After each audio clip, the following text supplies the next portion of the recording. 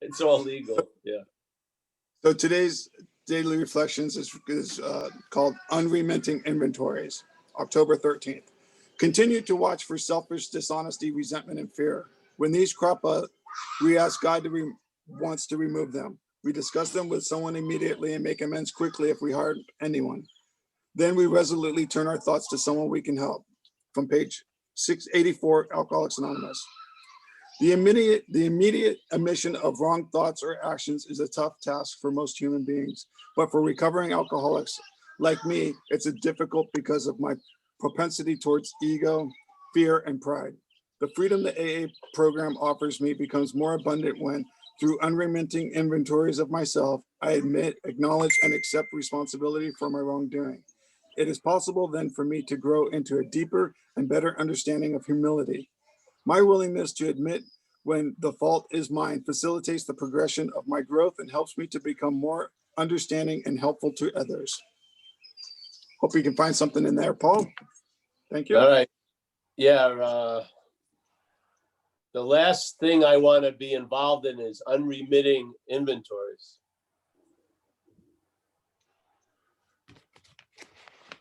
I want to outgrow the need to do inventories. So if there's nothing to do an inventory about, and you've outgrown the need to do inventories, then when something comes up, you can use it. But it's not like such a dangerous, there's so many things that happen. Haven't you ever met a person in AA that's doing way too many inventories? And it's really another form of obsession with self. Yeah. So in the beginning, it's funny, I met a woman early in the program, and we went out, and after about 20 years, she went out. I mean, we went out, meaning dating. And then after about 20 years, she went out, and then she came back in, and she says, now I wish I would have done those inventories, because I used to do a daily inventory for about 2 years when I was with her, and she wasn't doing it. And basically, I did the inventories so I don't have to do inventories down the road. Yeah, that was the key to me. So, because you're going to outgrow certain situations and conditions and circumstances. You're going to outgrow fear and stuff like that. And basically, it's great when you don't need to do an inventory for a day. Yeah. So, yeah, I see the value in it. I can also see how self could use it as another way of being obsessed with itself.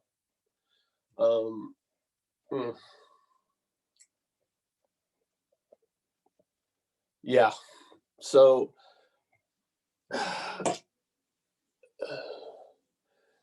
and the idea, what we're speaking of here is the idea of the exact nature of the wrong.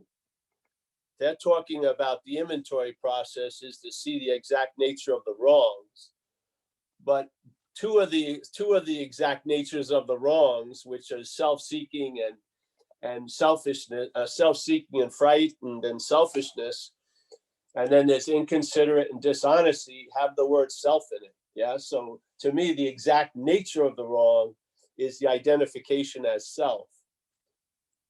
The manifestations of the wrong are manifestations of self, which would be self-seeking and frightened and selfishness and inconsiderateness and dishonesty. So it's all well and good to become an expert at looking at the exact nature of the wrongs, but without seeing the exact nature of the wrong, the effects are going to be severely limited.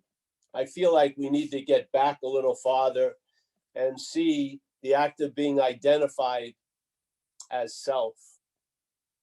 And then this idea of my thoughts and this and that, which is necessary in the beginning, because I've been trying to avoid a lot of responsibility, because when I was young, with self-centeredness, I felt extremely responsible. I thought,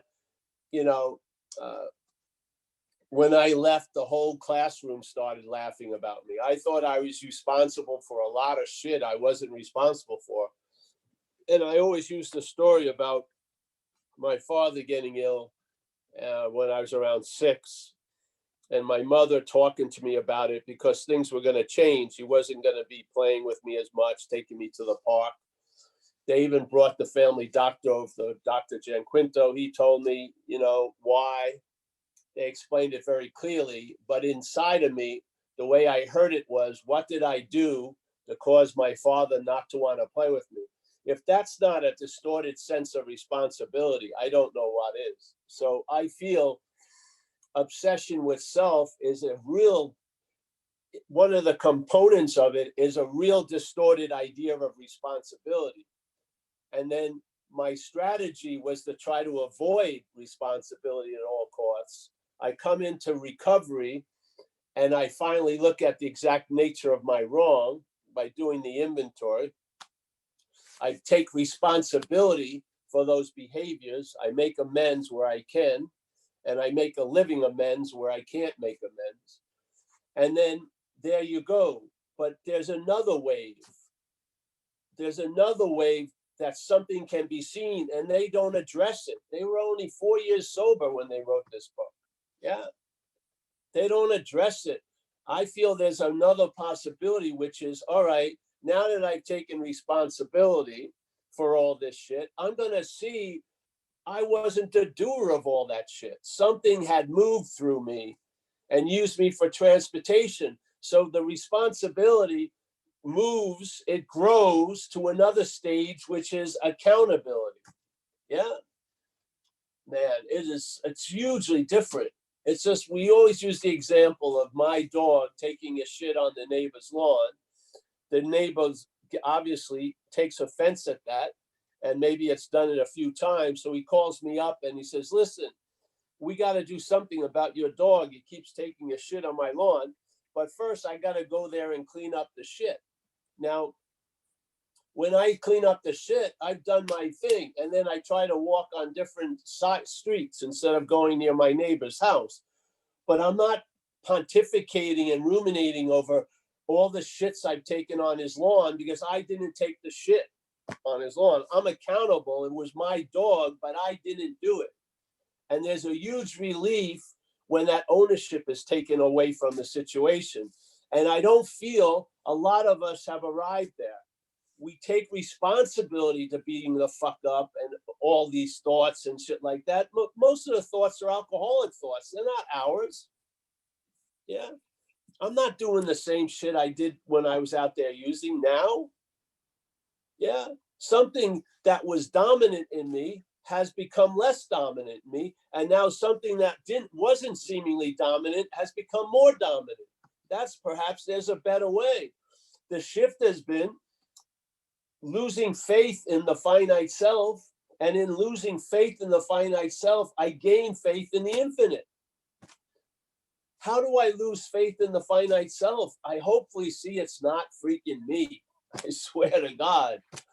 I mean, how can we have an immunity? We're sitting in a room with 40 people who have been driven by the same thought system, the same parasite of alcoholism, and we still can't get it. We still think they're our thoughts and they're my behaviors and they're my feelings when everyone in the room has basically the same feelings, thoughts, and behaviors. I don't see, there's such a stubbornness in the identification. It doesn't allow us to get to the obvious conclusion. If other people have my thoughts, if other people do what I do, and other people feel like I feel, they can't be my feelings and my thoughts. They're our feelings and our thoughts produced by an excessive obsession with self, which demands relief, and then it tells us how to get the relief. And many of us went down that street of alcohol and drugs, and we crossed the line where we lost the ability to control any of it. And then the parasite was living completely dominating us, and we were used for transportation. And then when the shit finally hits the fan and culminates to a critical mass, the identification still continues. We don't see it. And so now we enter recovery, and we're entering recovery, and self is claiming to be the one who's recovered. And then does a third step based on it playing God. And the third step becomes transactional. We never get to the point of surrender. Yeah. I just see it as this is just another possibility. We're not changing anything. We're not talking about changing the steps. We're talking about the exact nature of the wrong and other possibilities that are available in our way of life. How are we going to know unless we hear about it? Yeah? The system muffles us completely. I mean, can you imagine sitting all those months and still sustaining a sense of terminal uniqueness in the presence of all these other common run-of-the-mill alcoholics and addicts, not seeing the real connection that the same thing that took me over took them over. The time, we're like a fleet of cars with a little self-centered chip that keeps, as we're driving, listening to the GPS, there's a narration of the whole journey, which is I'm doing it. I went here. I'm I. And therefore, and we all end up in the 3 stain parking spaces, institution, jails, and death, yet we still don't get it. We still think, no, I did it. Oh, you did it? Then why did everyone else did the same fucking thing? They must have been taking the same orders from the same fucking little God. This was a huge shift in my life to see the disease as a foreign pathogen. Man, I can't take it. If not, you'll be driven to keep getting better and better and better. And it'll just be obsession with self clothed in some kind of noble endeavor. But there's still going to be a bondage of self. Man, if you miss one prayer, you think the whole day's going to suck. If you don't meditate, you run home at lunch to meditate. Who's playing God there? Yeah, the head is. So, yeah, everyone's at different locations. Nothing better, nothing worse. There's a lot of different levels. That's why it's a spiritual kindergarten with master students, preschool students, 5th graders. We're all in the same fucking class, but there's a lot of levels going on. Yeah. Some people need a boot camp. They need to have fear. Some people are like that priest in the beginning of AA said, they're moving away from hell, not moving towards heaven yet. Then we get to step 6 and 7, where there's a shift. And now hopefully we're moving towards heaven. So we've outgrown the fear of getting loaded every day. We have a daily reprieve. And now the qualities of peace and serenity become attractive. Yeah. The qualities of service and being a part of a community become attractive. And we're drawn to that instead of, compelled to fucking get away from the fear. We're drawn to peace and serenity. Yeah. This is a process. And I tell you, the mental state would love to stunt it every step of the way. It wants to make it smaller, more dense. Yeah. So,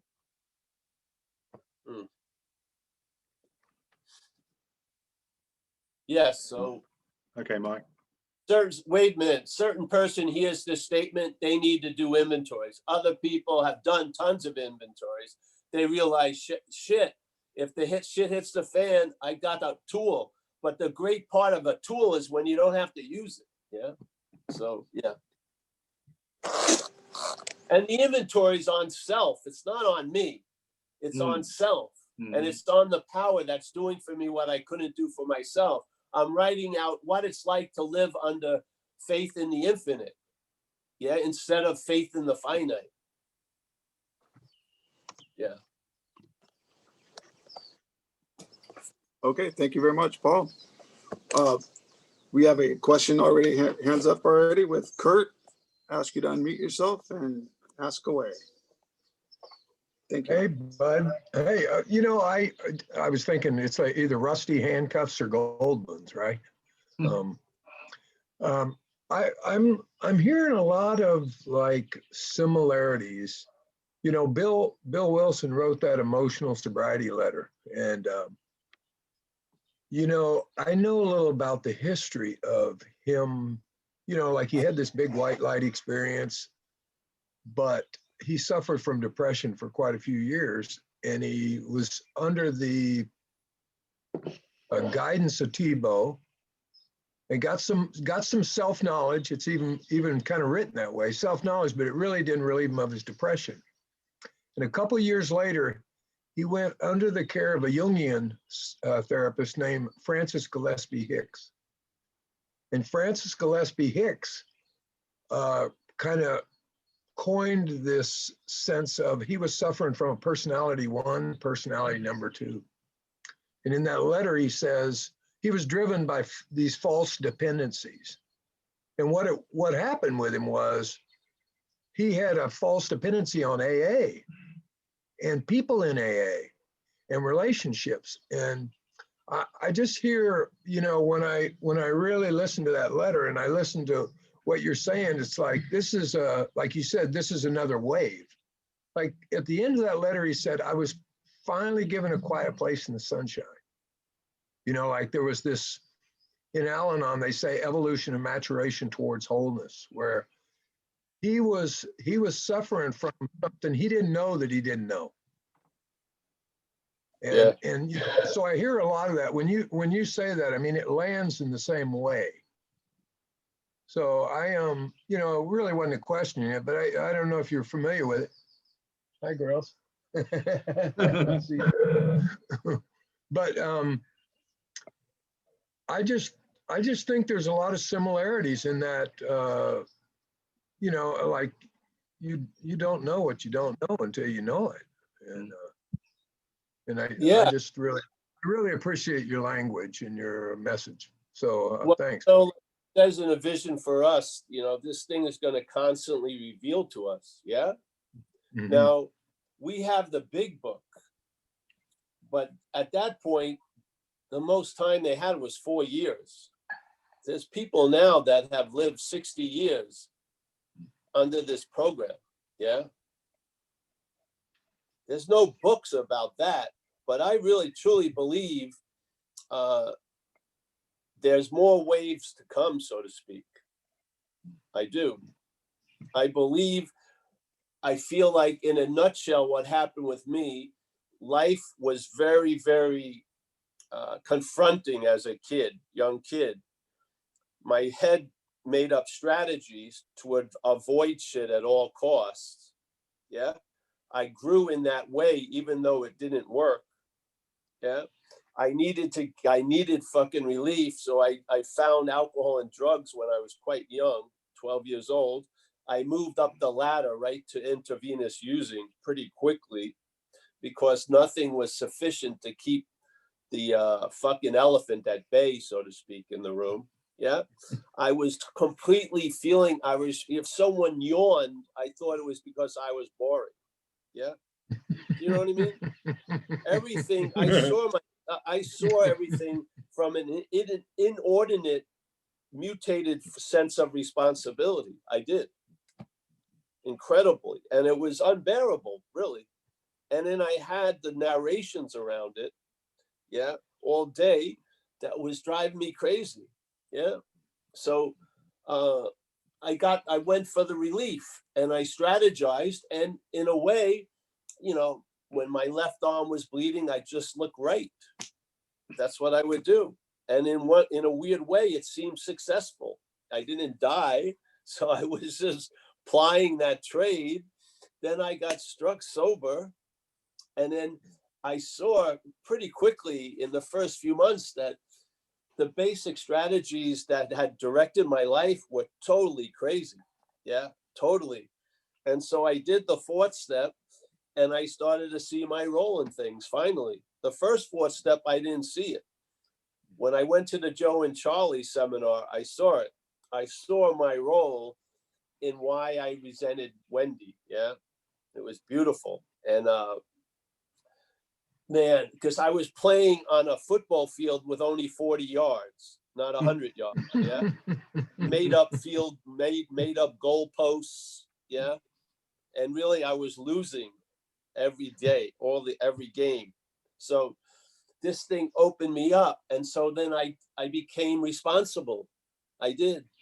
When I heard from my Tai Chi master or someone told me that he had told an ex-girlfriend of mine that I was a user, you know, I used people. I felt it completely. I'd been avoiding that for years. I felt it. It landed. All this shit landed. Yeah. And I took responsibility for it. And I made the amends and everything and stuff like that. But as I left there, because of how I saw self as a foreign pathogen, there was another wave coming. Mhm. Yeah. I hadn't heard about it in the community. I thought I had done what I would did, and then it was going to maintain that condition. Yeah. And instead of being a bad person, I was going to be a good person. Yeah. But there was another wave that came. Yeah. Maybe assisted by other ideas outside of AA, let's say non-duality. And I truly saw that self wasn't me. Yeah. That something had taken me over and used me to do what it wanted. Yeah.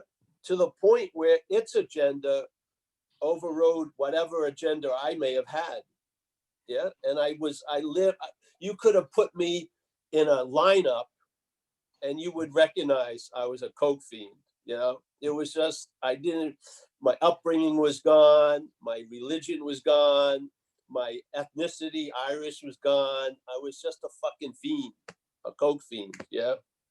Completely. So I had an intimacy that I don't think, this just doesn't seem right that, I did all that. It just didn't make sense to me. Yeah. And I kept I lived with that sort of badge for a while, but it didn't fit. And then I saw, man, I'm accountable for that shit, but I'm not responsible for that shit. And just like I was learning how to be grateful for what this power was doing for me, what that I couldn't do for myself, I saw that a power before had done through me what I would never have done myself. I saw the regime of the lower power, which was alcoholism, or to me, really selfish, identification as self. I saw that just as I look at the higher power in the program. I saw that as a lower power, and it had done for me. And instead of gratitude, it brought out vindictiveness and a sense of revenge. Yeah. And I started to see, just like I'm giving credit to the higher power, I'm going to give fucking credit to that lower power. You're not going to stick at that all on me anymore. I'm going to be very clear about the powerlessness of the first step. I was dancing with a gorilla. I did what the gorilla wanted to. And the fourth step is I did an inventory on the gorilla. I did an inventory on the gorilla and its manifestations. So while I'm picking up all the gorilla shit, I'm not thinking I'm the one who took the shit. Yes. And there was relief there, and there's been stabilized relief. Yeah. And I believe it's a possibility of the next wave of recovery. I do. And that's why one of the reasons why we're doing these platforms. I had no idea. David called me, got in touch with me, is to put this in video, to put it there so that people who are in the process of recovery may see a possibility. There's another wave that's possible. Yeah. Once I see my role in things, I do the amends. Maybe I can see its role in things. Yeah. The disease, because that's the freedom from the bondage of self. The bondage of self is still going on by thinking you were the doer of all those actions. It has us by the gonads, really. Yeah. Jesus Christ. It's slavery from 33 years ago. Fuck. It's mind-boggling. I've been sober 32 years. I'm still enslaved to 33 years ago.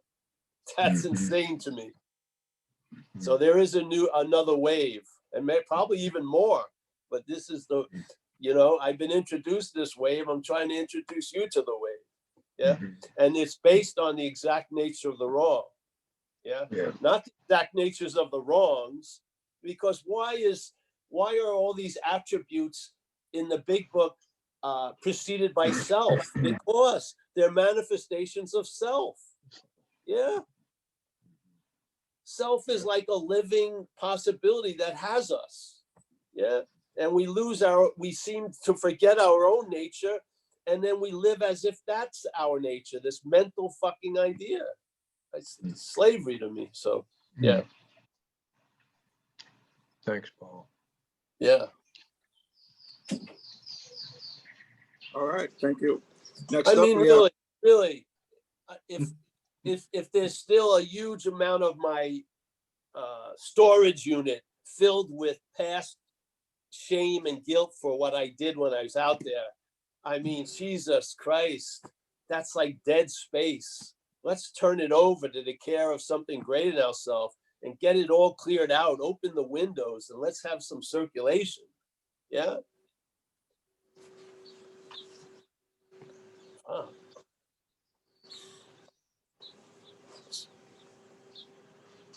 Yeah. ready for the next question, Paul? Yeah. Yeah. Okay, next question we have is Ricky. Ricky Jones, would you like to ask a question, please? Hi, Ricky.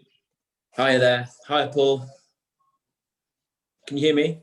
Yep. Yes. Yes. Good. Hi, Paul. You might remember me from London when you came down last, me and Dan, the two recovery people. Yes, I remember. How's Dan? Dan's doing not too bad. He's still drinking, but he's still sort of trying to keep it under control. Yeah, well, yeah. But I really dig the message with, you know, the identification of self. I saw through it, and then what happened was I tried to do it the non-duality way, tried another recovery model, and then I fell straight on my face, and now I'm in an institution. It's just a nightmare parasite. Leaving AA to substitute another spiritual path is an absolute disaster, and I just put in a warning out there to anyone who's listening. But would you suggest just Yeah, get back? Emphasize that. That's it. Yeah, we emphasize that ourselves. Yeah. But I've made amends to my wife because it was my wife that had to call the police and stuff like that because I really lost it. But I've done I've gone through the 12 steps, but this to me is now just an inventory process that I need to go through. Would you recommend I just carry on from that? Yes. Just do it out of the big book. Yeah. Yeah, I'll do that. It's all in. There's the 3 columns on that page, and then 67, they describe the 4th column. I think it's page 67. I've got it all down. Yeah, you go back and you ask yourself those simple questions. Because what happens is you have a narrative of all of that stuff in your life, and AA has a different answer than yours. Yeah, so you just write it out. Yeah. It's good to see you, man. It's good to see you, Ricky. Yeah. You know, the power of the mental state claiming whatever it comes in contact with is, yeah, it's a strong one. So you hear a message and it's so exciting, and then it whispers in your ears, oh, this will replace everything you felt you had to do. Yeah? This is the real get out of jail free card. No. Yeah, that's really what happened. Yeah, it doesn't work that way because the body is in Rome, and you got to do as the Romans do, so to speak. Yeah. You got to render Jesus what Caesar's. If you have addiction as an action figure, it's probably going to demand certain. Nope. Paul, you there? Yeah, I'm here. Somebody good. called. Well, I've got 28 days in a psych ward for my behavior, so that's my. I'm picking up the dog shit. Yeah, brother, and we're here for you. Yeah, it's gonna get. It takes what it takes to be convinced. Yeah. Yeah. Maybe you had an idea like some of us. I know there must be an easier, softer way. Oh, non-duality or monk or something. Now that's been done, and you didn't die, so now you're convinced. Yeah, I am convinced. There you go. Being convinced is incredibly valuable. And if something hasn't killed you, I still think, it's demonstrated its value, because being convinced changes the whole ball game. Yeah. You know, you just realize the futility of me getting out of me, self getting out of self. Yeah, What you do. master that is. Yeah, because that's where the relief is. The point we resist the most is where the relief is. The programming of, let's say, this action figure, it doesn't have another programming of realizing self can't get out of self. The only program it has is self can get out of self. Yeah. Like it's in its DNA, it's just coded that way. That's right. It doesn't have the next advanced download, which is, oh, you know, self can't get out of self. No, Yeah, it doesn't see it that way. It's I dig- always trying to get out of self. I Yeah. dig it. I totally dig it. Yeah. So, hallelujah. Yeah, you're not, you know. Yeah. See, I mean, I got run over twice by the same car the same night. Now I figured, why didn't it just once? Wasn't once enough? I mean, why did the guy have to back up over me? But obviously, it had to happen because it happened. But Yeah. I mean, from my head's point of view, hey, you know, once was enough, but twice in one night by the same car. But hey, I thought it was like piling on, but what can you do? Add more shit to the grease. What? Add more shit to the grease. Yeah. So, you know, it takes what it takes. Yeah, I hear you clearly, loud and clear. But man, if you could, you know how much being convinced would be worth on the market if you could actually sell it.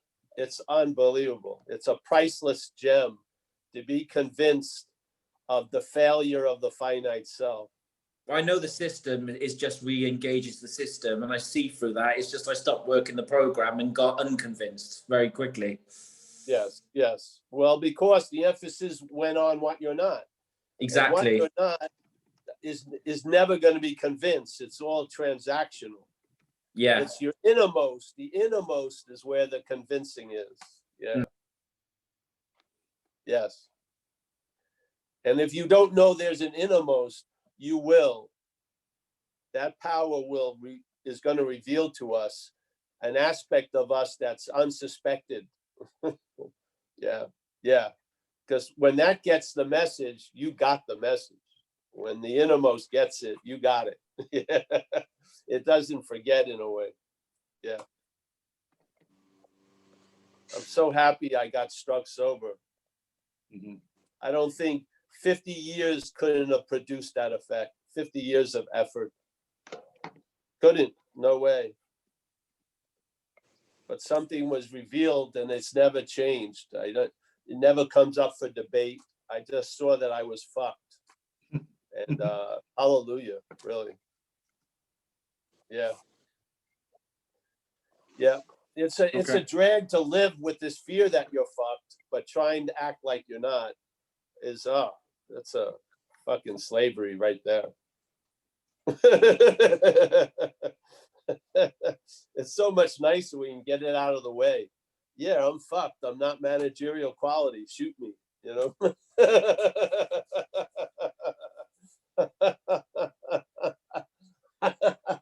Or use me, really. That's more like it. It was more use me, you know. I don't see much worth in it, but hey, you want to use me, go ahead. The higher power is unbelievable. So thanks, bro. I'm happy to see you. Come back if you can.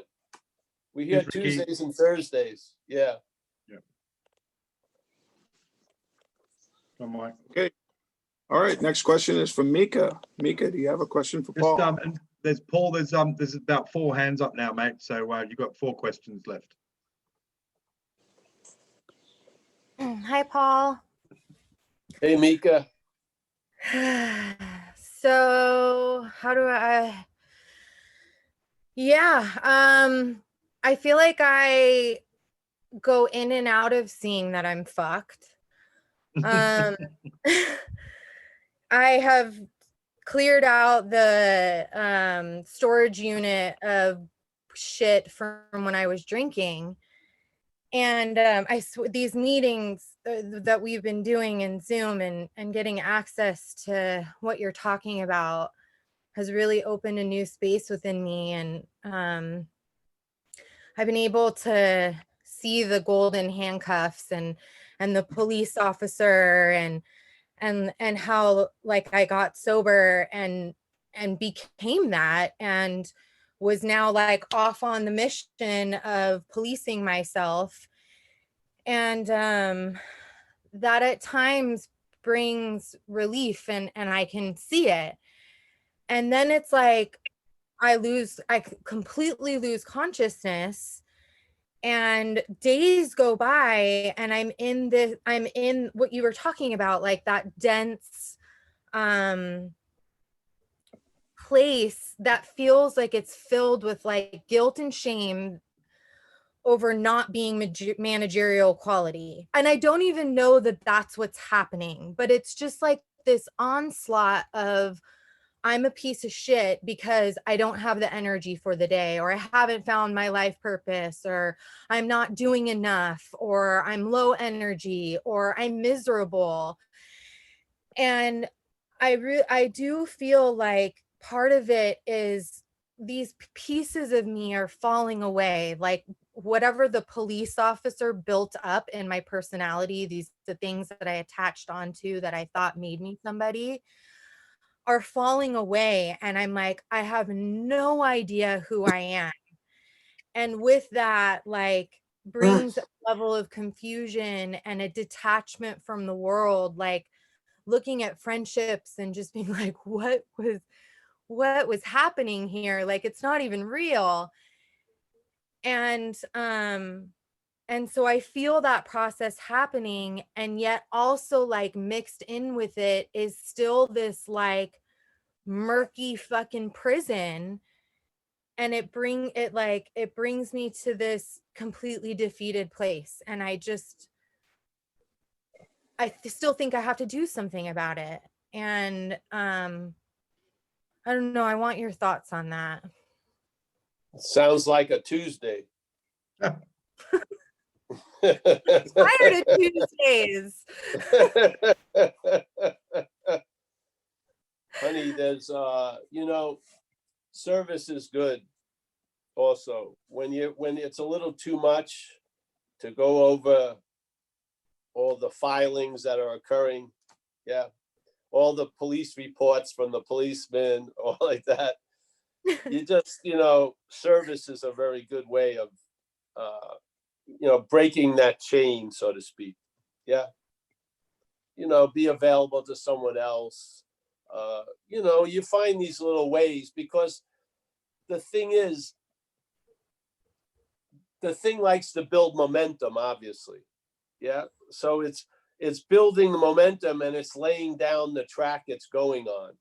And so if you can sort of throw in a wrench, you can just, that whole Long Island Railroad train can just be cut off, and then you'll go another direction. Yeah.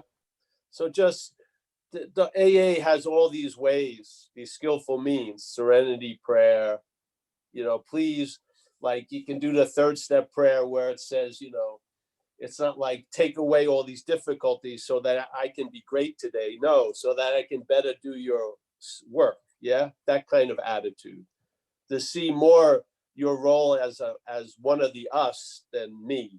Yeah. Mm-hmm. Yeah. Yeah. Stuff like that.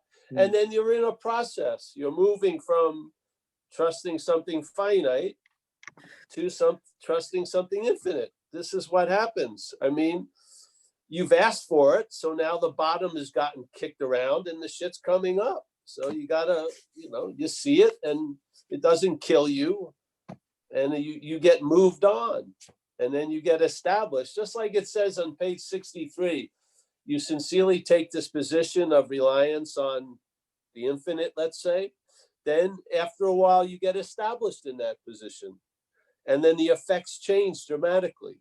This is what's going to happen with you. You're in that process. Yeah. So a lot of the shit that we've been spending most of our lives avoiding, you get to see now. It seems like a drag, but hey, it's part of the admission. It is. you're conscious, like it or not. You're going to become conscious of a lot of stuff that your head has been trying to avoid for a long time.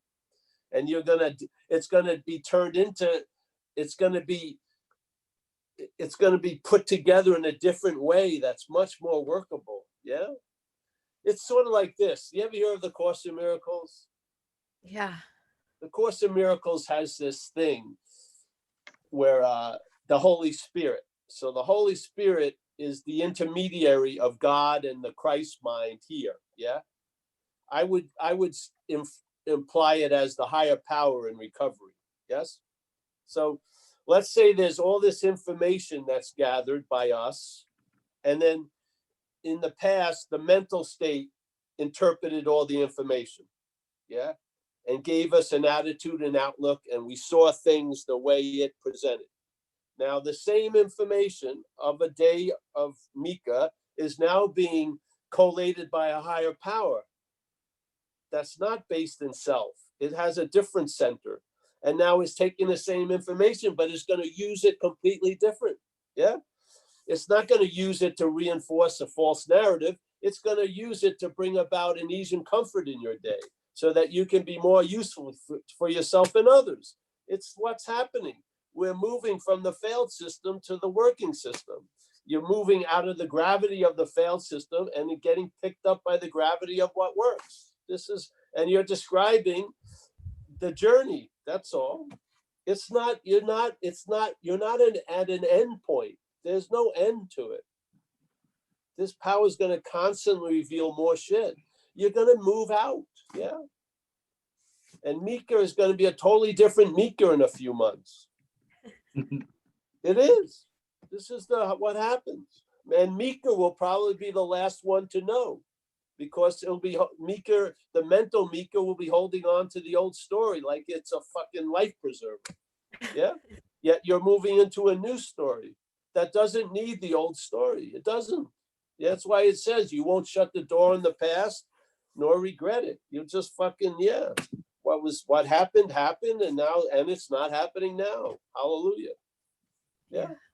Yeah. So to me, I would say, if you came in for a diagnosis, I'd say you're showing great health. So yeah.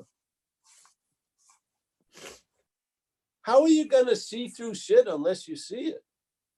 I mean, you've got to see what something didn't want to show you all this. It wanted you just to walk around with this heavy weight without knowing what it was and just fucking tolerate intolerable things.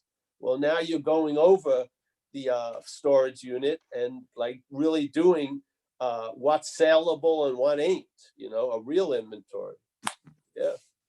Yeah. So yeah, just stick with us, honey. Okay. Thank you. Yeah. All right, hon. I'm telling you, we're in good hands.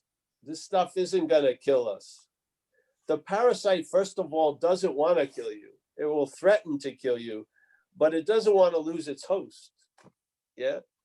You got the upper hand at all times because it needs you. You don't need it. It has you convinced you need it, but you don't. It needs you. Yeah. It doesn't have a life. You're the one who has a life. Yeah. Yeah. All right, honey. Okay, Paul, we got a couple more questions here.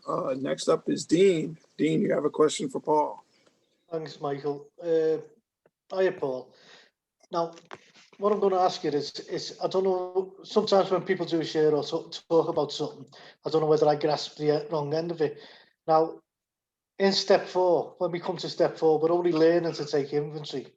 That's all we're doing, is we're learning to take inventory. And then the suggestions in step 10 that we continue to take inventory throughout the day. Now, when I do my step 10 is throughout the day.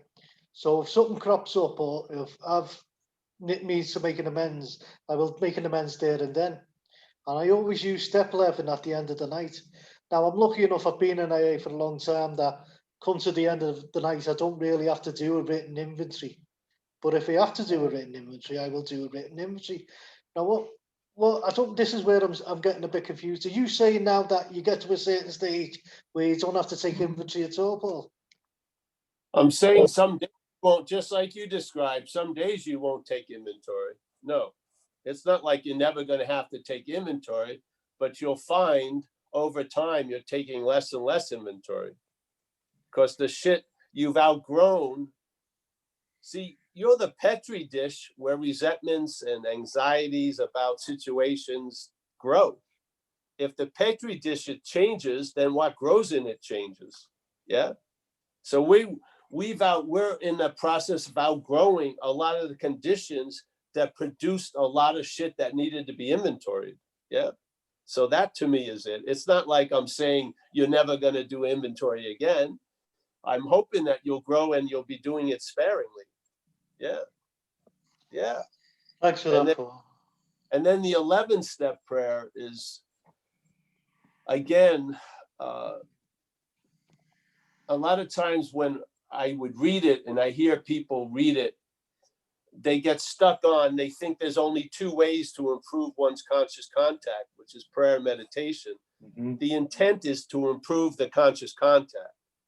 Prayer and meditation are just two suggestions. You, as your own living, will find a lot of ways to improve conscious contact. I mean, seriously. Because some people aren't built to meditate. They're not. Yeah. They've got to do a walk in nature and shit. Yeah. I'm one of them people, Paul. I can't sit and meditate. Yeah. And there's nothing wrong with it. It's just because the point isn't to become a great meditator. The point is to improve one's conscious contact. Yeah. So if there's an improving of my contact right now by doing almost anything, then I'm doing almost anything. That's what's going on. Yeah. Yeah. Great. Thanks, Paul. Yeah.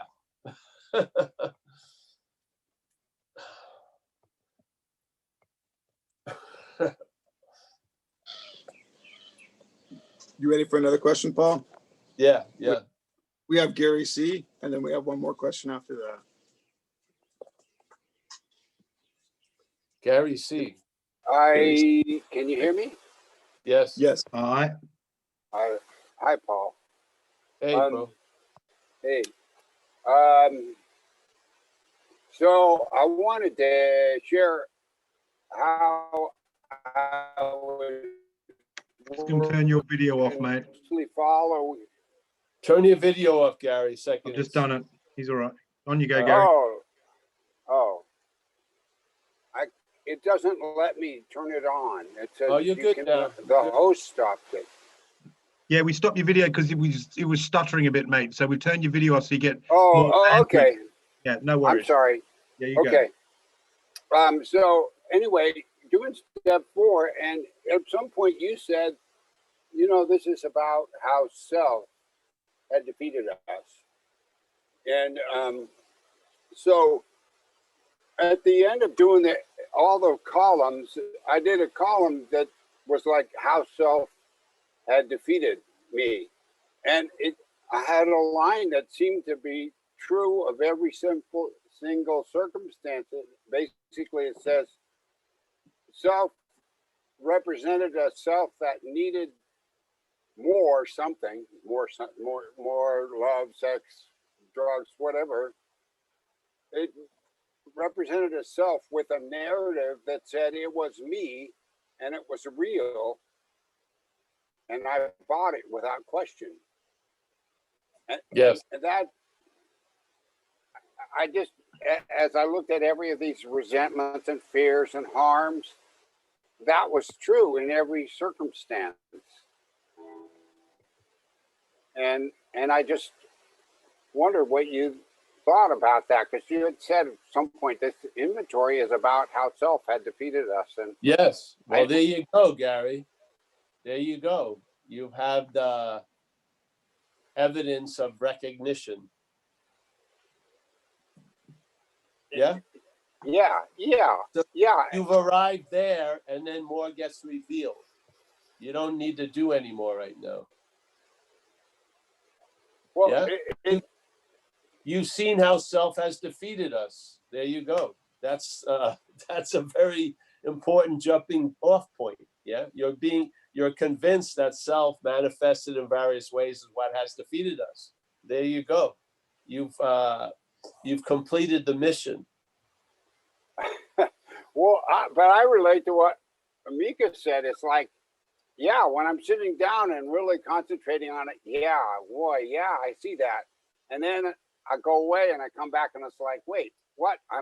It feels like I'm taking over again.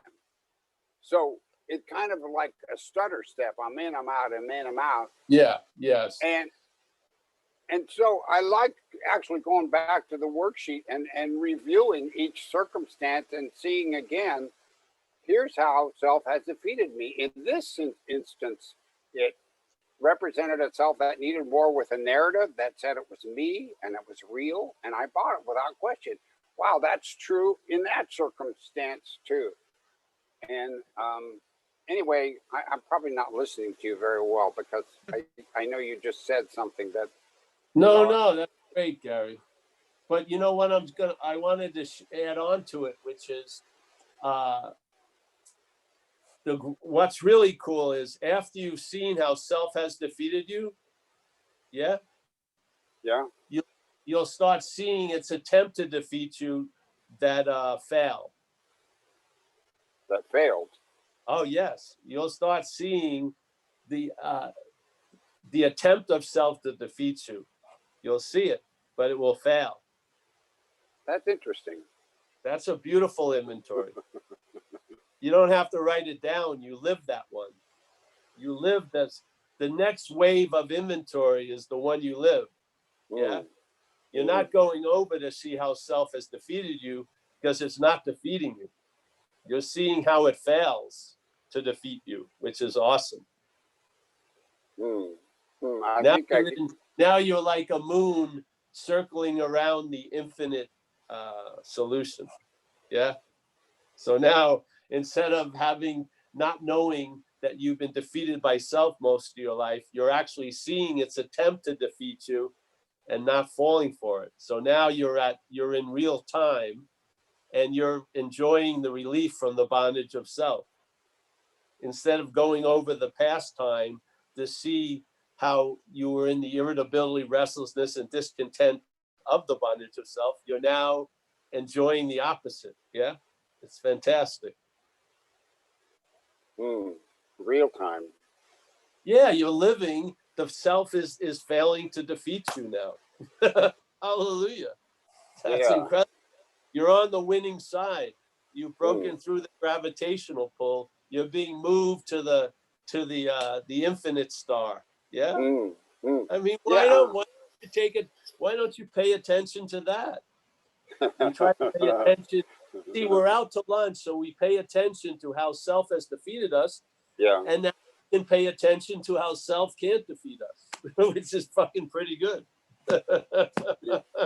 Yeah. How self isn't ruining my Tuesday. That's incredible. How many Tuesdays has self seemingly ruined? Well, here's a Tuesday it ain't gonna ruin. Hallelujah. And I'm in this Tuesday. It isn't like I hope in a future Tuesday it won't ruin it. No, I'm observing my Tuesday is not being ruined by self. It's being cut off at the pass. That's pretty cool, eh? Yeah, that is pretty cool. I'm glad that you would said be it something that you'd way. like to write on your 10-step inventory at night. Yes, I've been at the scene of a lot of selves failing to defeat me, and I wanna express great gratitude and honor to that power that has allowed this condition to prevail. Freedom from the bondage of self. Hallelujah. Yeah. That's what I'd like to start. Let's do a secondary inventory of how self has not defeated us. That would be a nice 10th step today. Self has not defeated me.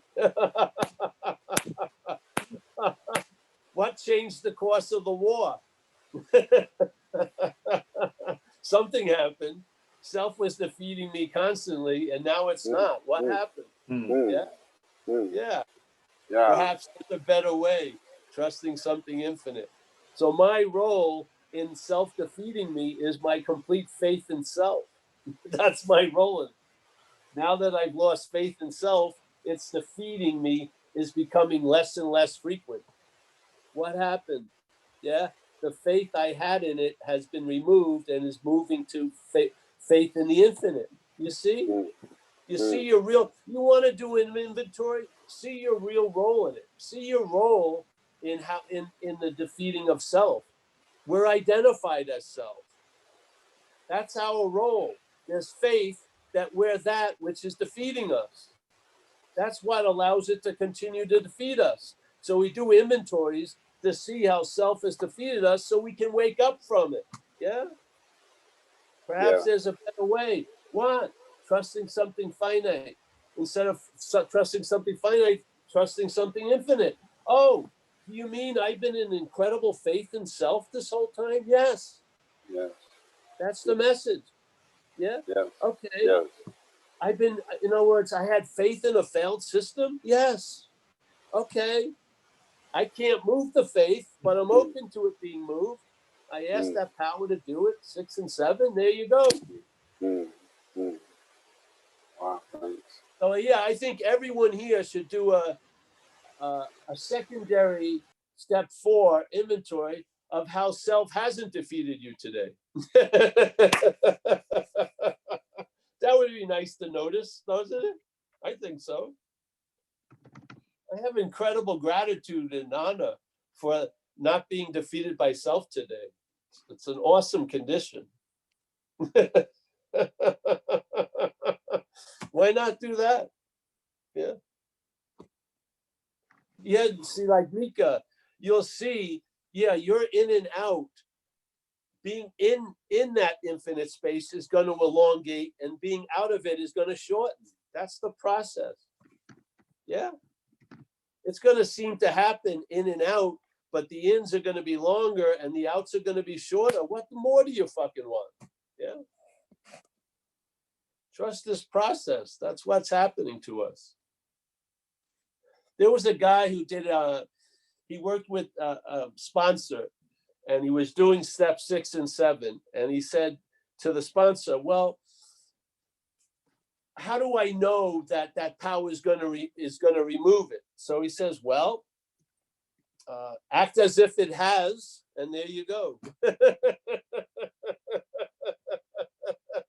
Which came first, the chicken or the egg? Who cares? Act as if it's been removed, and there you go.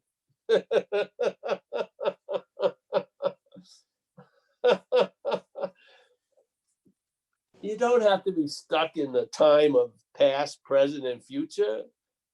Yeah. You can entertain the answer before it's an answer. Yeah. Why not? Yeah.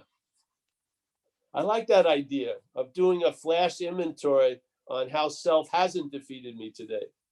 I had a very nice little morning. I didn't rush my breakfast because I haven't anywhere to go that's that important. I enjoyed it. I was able to give the attention to a hummingbird that showed up, because I'm not like forecasting, I got to get to 4:00 p.m. when it's 8 a.m. No, I'm here. Da, da, da, da. Oh, I'd like to do an inventory how self hasn't defeated me this morning. And then give great honor to that which has allowed that to occur.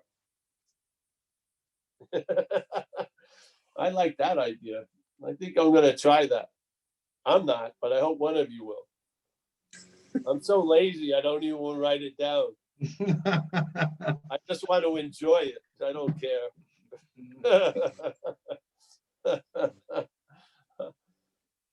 Can you imagine just being in your own life and not getting gypped? You're just here. Yeah. Completely here. I mean, all the time. You never step out. Yeah. You've never not been in a moment. You've always been here, always. Can you imagine having a story that you missed out your whole life? You were absent. Give me a break. It's just a mental fucking fantasy. You've never been absent. You've been here. Yeah. Look at the security tapes. You were everywhere. Oh, I really was. Yeah, you were there. There you are. Yeah. That was one of the big changes. My believing I could be out of the moment was seen to be totally insane. And therefore, I find myself in the moment with no thought or effort. Yeah. I can't be out of the moment. Without me, there's no moment. Yeah. What? Yeah. So thanks, man. Another question? Yeah, we have one more question. One last Yeah. question. We have Christian. Christian, would you like to ask Paul a question? I don't know if I want to take a question from Christian. I know him. All right. Let him in. Christian. All right, I'm here.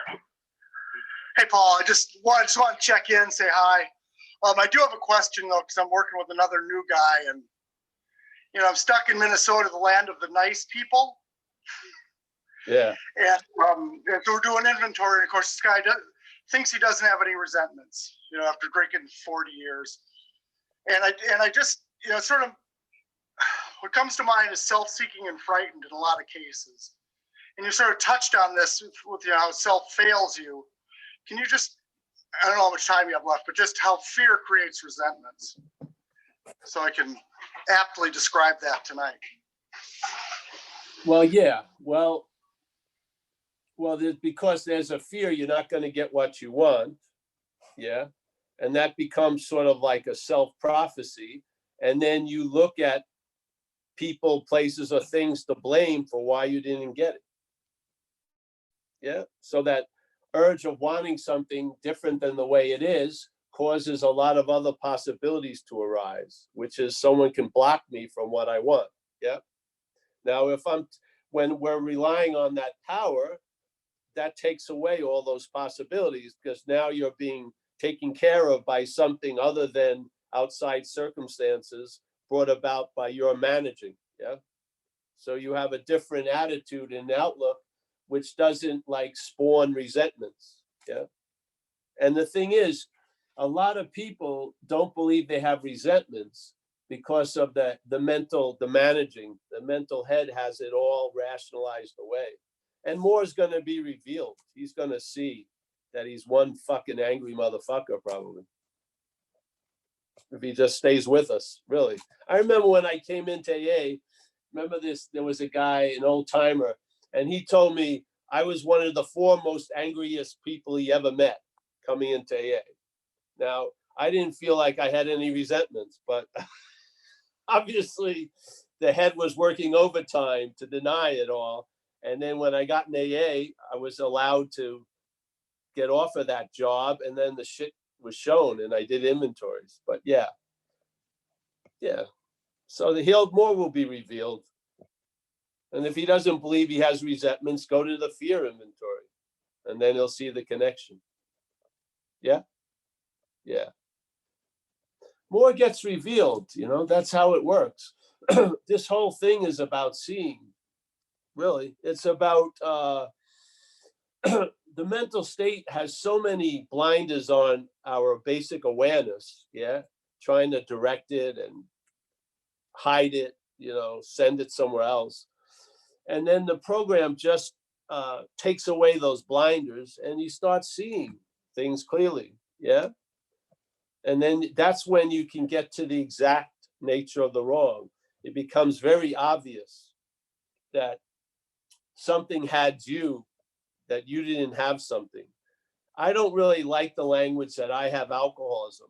My experience is alcoholism had me, really. Sounds much clearer to what happened. So, yeah, the same thing with self. I'm not full of self. Self has me in a sense, yeah. That's what it does. And it gives me a story. It's sort of like a pacifier. You suck all day. It gives you a story about why you're justified, rationalizing, yeah? And you're just fucking sucking that thumb all day. Yeah. And we don't grow up. And hopefully finally you come into AA and you actually grow up. Yeah. And some of the ride can be bumpy, but you're in great hands. And fuck. Like what they used to say, if it doesn't kill you, it'll make you stronger.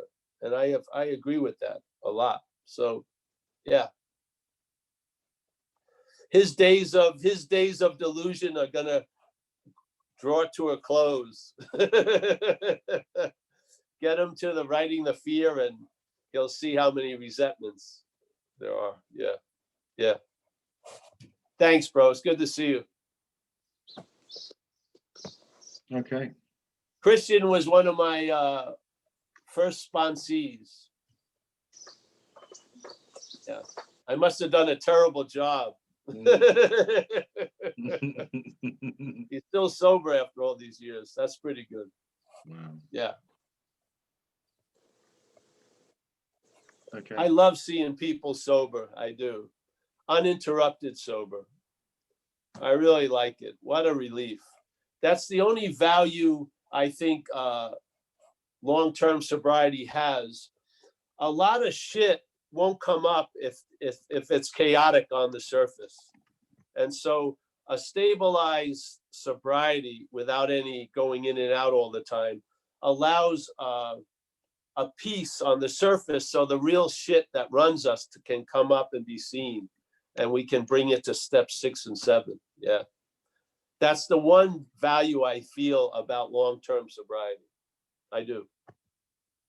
Because a lot of times people, they're getting to the point for that stuff to come up, and then they go out. They create chaos again. It goes back to the bottom. Yeah, they get sober again. It starts coming up. They can't take it. And then one time they finally let it, and they tell the truth, and they're relieved of that bondage. Yeah. Yeah. So, yes. See, the mental state wants to keep it on a survival level. It doesn't want to start to live. It wants it to be survival. Yeah. The program of AA is about living. Yeah. Living. Recovery is for us to live.